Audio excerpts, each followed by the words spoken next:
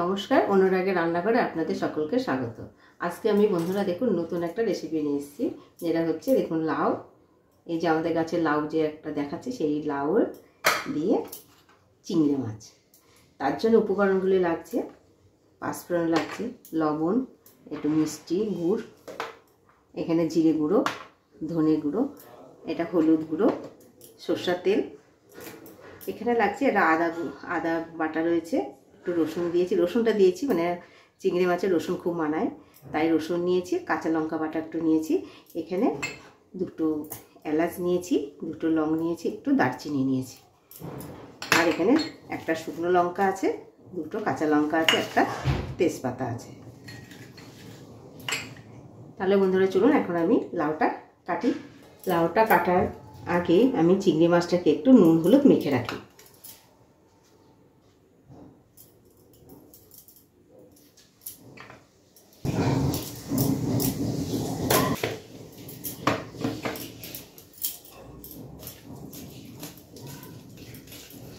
চিংড়ি মাছটাকে আমি নুন হলুদ মেখে রাখলাম। এখন আমি লাউটা কেটে নিয়ে আসি। বন্ধুরা দেখুন আমি লাউটাকে ছিঁড়ে নিয়ে এসেছি, এখন আমি ঘষে নিলে তাড়াতাড়ি হয়ে যায়, আবার সুন্দর পাতলা পাতলা করে কাটা হয়।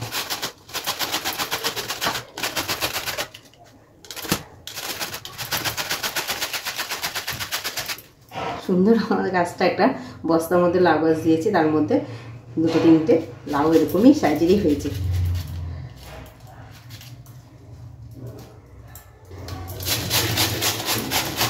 দেখুন খুব সুন্দর পাতলা পাতলা ঘষা হয়ে যাচ্ছে, ওই জন্য বটিতে কাটার থেকে এরকম ঘষে নেওয়াটাই ভালো। বাড়ির ছাদে কোনো কিছু ছোটোখাটো যাই হোক না কেন, সেটাই খুব ভালো লাগে, মজা লাগে দেখতে। লাউটাও সুন্দর হয়েছে, খুব বড় হয়নি,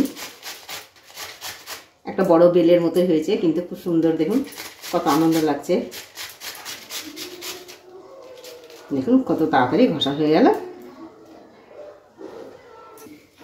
দেখুন বন্ধুরা আমার সুন্দর ঘষা হয়ে গেছে। এখন চলুন আমি কি করে রান্না করি সেটা দেখবেন। কড়াই গরম হয়ে গেছে, আবার আমি এখন সরষের তেল দেবো।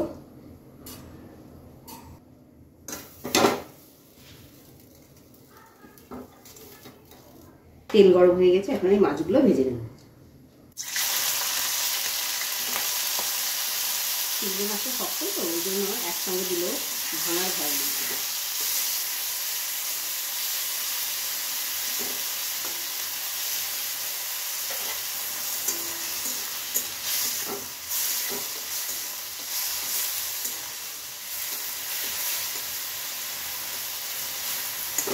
চিংড়ি মাছটাকে আমি খুব ভালো করে ভেজে নেব।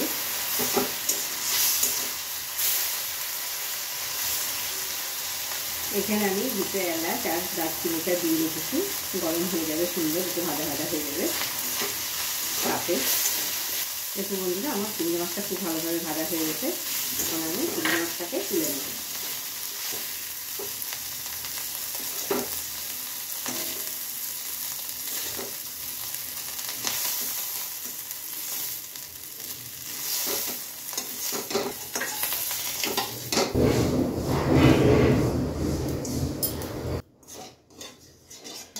তেলটা আমার গরম হয়ে গেছে, এখন আমি তেজপাতাটা কেটে দিলাম, শুকনো লঙ্কাটা আমি ভেঙে দিলাম, দুটো কাঁচা লঙ্কা দিয়ে দিলাম, এর সঙ্গে আমি 1 চামচ পাঁচফোড়ন দিলাম।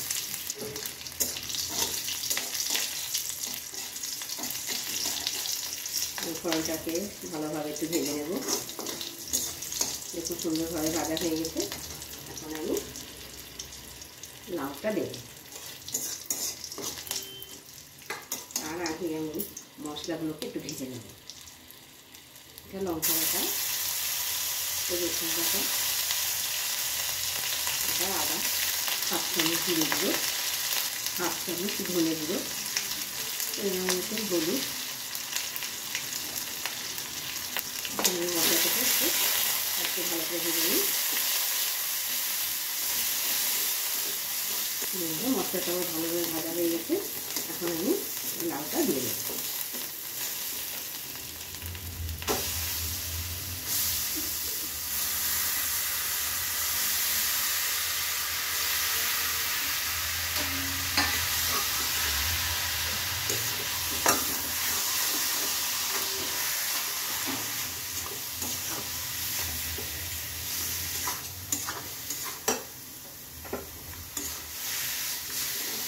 কথাতেই আছে লাউর সঙ্গে মানায় চিংড়ি মাছ, এই জন্য লাউ চিংড়ি। লাউ অনেক কিছু দিয়ে খাওয়া যায়, কিন্তু চিংড়ি মাছ দিয়ে একটা আলাদাই স্বাদ, টেস্ট। চিংড়ি মাছের সঙ্গে লাউ খুব মানায়। আমি এখন স্বাদ অনুসারে লবণ দিয়ে দেবো।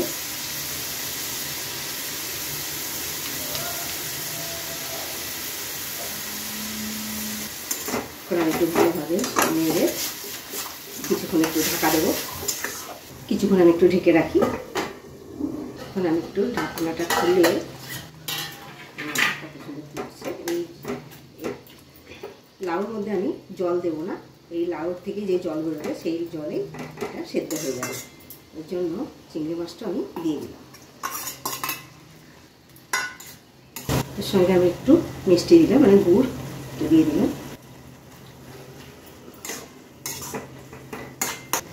আরও কিছুক্ষণ আমি ঢেকে রাখবো।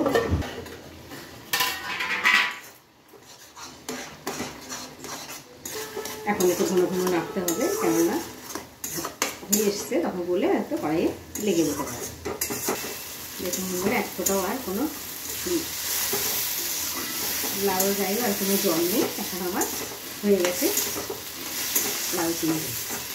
এখন আমি নামিয়ে নেব।